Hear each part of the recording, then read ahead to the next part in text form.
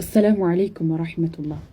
أبليين كيا نما جالتنيس نما سنجالتنيس أتو أكتسما هذا منا فبا منا هذا كان صدر هنجديناني تكفان أبلو سرج آلا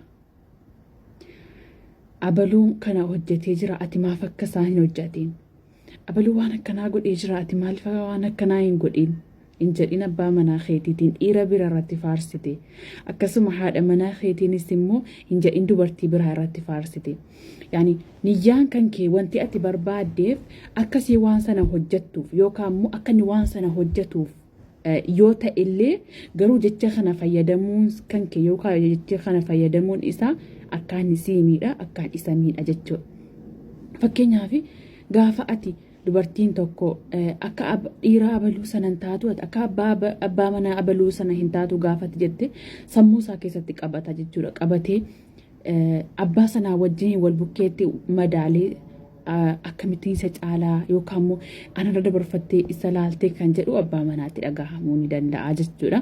Hangati isa gorsaartutu hin taane hangati isa miidhaartutu caala waan ta'eef jechuudha.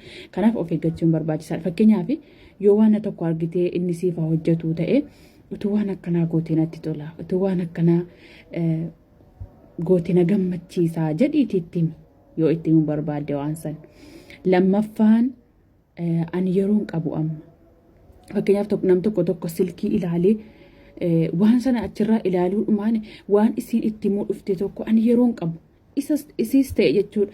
Yeroo inni wanna tokko itti muudhaa dhufe qoy nama yeroon qabu jette waan tokko itti biizii taatti hojii isa ta'u isaaf yeroo hin kennitu yeroo san itti dhagaham wanti anarra isiidhaa caaluu ni jira wanti anarra isaa caaluu ni jira yeroo jedhani sammuu jaraatti ni dhagahama jechuudha. Kanaaf barbaachisaa miti bi'aas wanti sana yoo kan ilaaluu barbaadate yoo hojii sana itti fufuu barbaadillee waamee waan akkanaatiif xiqqoonaa obsi yookaan mukotti wajjin hojjannaa yookaan mukotti wajjin laalaa jechuun qabdis jechuudha. Sadaffaan sababa keetiin nam tokko yoo hiriyaa isaatii wajjin walolee dhufes sababa keetiin ni jedha. Yoo bakkeedhaa hojii ta'uu fi dhabes sababa keetiin wanta bade hunda sababa keetiin wama hundarrattiyyuu isiinis yoo ta'e sababa keeti. Isas yoo ta'e sababa keeti wanti kun yeroo baay'ataa dhaqu waan badu tokkoof yookaan waan miidhamu tokkoof sababa gizee namarra kaahaa dhaqee abbaan suni akka waan isarratti ati ba'aa taatee akka waan isarratti ulfaataa jirtu itti dhagahama abbichatti jechuudha. Kanaaf kuni barbaachisaa miti. Gaafa baay'ataa dhaqee gara murannoodhaan hanga walirraa fagaatamu godha waan ta'eef sadan kana eeggadha.